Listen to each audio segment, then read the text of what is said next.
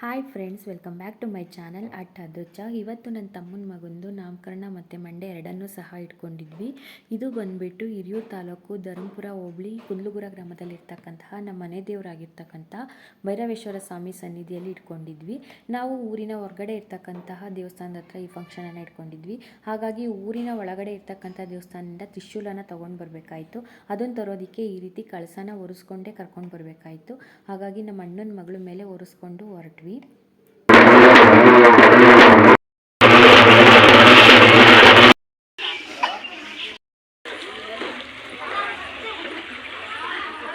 ನಾನು ಕೂಡ ನನ್ನ ಮಗಳನ್ನ ಎತ್ಕೊಂಡು ಅವ್ರ ಹಿಂದೆ ಹೊರಟೆ. ನಾವು ದೇವಸ್ಥಾನದ ಹತ್ರ ಊರಿನ ಹೊರಗಡೆ ಇರ್ತಕ್ಕಂಥ ದೇವಸ್ಥಾನದ ಹತ್ರ ಬಂದ್ವಿ.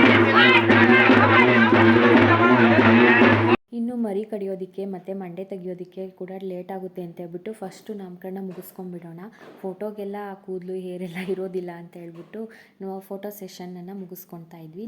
ಏನಂತ ಹೆಸರಿಟ್ವಿ ಅಂತ ಹೇಳ್ಬಿಟ್ಟು ಮುಂದಿನ ವೀಡಿಯೋದಲ್ಲಿ ತೋರಿಸ್ತೀನಿ. Bye friends.